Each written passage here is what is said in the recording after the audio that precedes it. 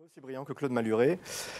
Je devrais simplement vous signaler une première chose, c'est qu'il ne faut pas avoir honte de parler de défense des droits et des libertés même quelques jours après les attentats de Charlie Hebdo. Enfin, il n'y a aucune pudeur à avoir. D'ailleurs, je rappelle juste que le lendemain de la grande marche du 10 et 11 janvier, au ministère de la Culture, donc le 12 janvier, c'était un lundi, les ayants droit se sont réunis pour parler de responsabilité des intermédiaires techniques, avec l'idée de responsabiliser plus facilement ceux-ci afin de protéger leurs fameux contenus, leurs œuvres culturelles. Mais ils ne se réalisent même pas que dès lors qu'on augmente la responsabilité des intermédiaires techniques, on réduit d'autant le champ de la liberté d'expression. Et ça n'a absolument pas posé de problème, c'est passé comme ça. Bon, c'est assez curieux. Donc il ne faut pas avoir de pudeur à parler de droits et libertés, même dans les périodes de crise, comme on a connu en janvier. Et au contraire, je pense que c'est absolument dans ces moments-là, absolument opportun qu'il faut défendre ces questions-là.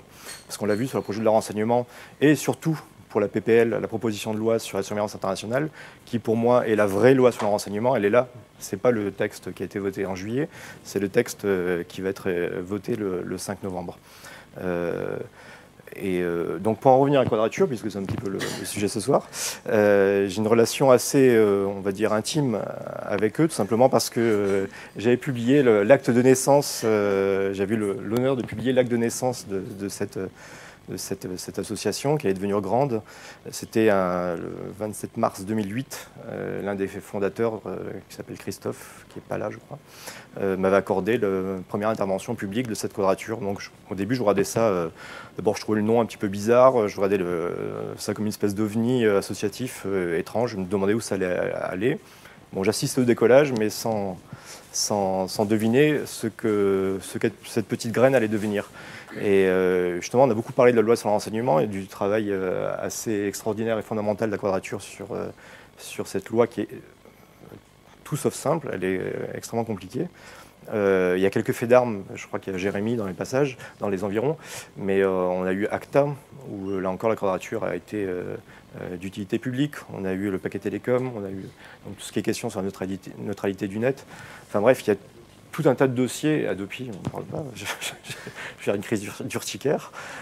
Donc tout un paquet de dossiers comme ça sur lesquels la Quadrature a eu une expertise qui est montée à niveau, parce qu'évidemment au début il fallait apprendre beaucoup de choses. Et je crois que son apport, sa richesse, elle est là. Je fais beaucoup de veille juridique tous les matins, très tôt. Et je sais que ce n'est pas facile du tout pour le commun des mortels d'en faire de même. Et finalement, la Quadrature apporte comme ça, d'utilité publique, elle apporte une expertise, une grille de lecture. Bon, après, on peut ne pas partager ses conclusions, mais en tout cas, elle est là. C'est un gyrophare qui a montré son utilité plusieurs fois dans le passé. Donc le soutien qui peut lui être apporté, à mon avis, est important. Qu'est-ce que je peux rajouter encore, Adrienne ? Je ne sais pas, moi. Je ne sais pas. Ah oui, comme fait d'armes aussi, vous avez eu la QPC sur la notion de données personnelles. La QPC, lancer une QPC, c'est pas quelque chose de simple. Déposer un mémoire au Conseil constitutionnel, c'est pas simple du tout. Et d'ailleurs, différents mémoires ont été déposés par beaucoup de monde, par beaucoup de personnes. Outre la saisine des députés et des sénateurs, moi j'ai pu consulter l'ensemble de ces documents et je peux vous dire que le document de la Quadrature, c'était le plus épais, le plus expertisé, le plus complet et le plus fin dans l'analyse. Donc je ne sais pas combien ont été les petits bras à faire tout ça. Les exégètes, Quadrature, FFDN, FDN. Voilà, donc en tout cas je leur tire un beaucoup de chapeau parce que ce sont des éléments, des éclairages qui sont absolument utiles. Voilà, je tourne en boucle, mais voilà ce que je voulais dire. Merci.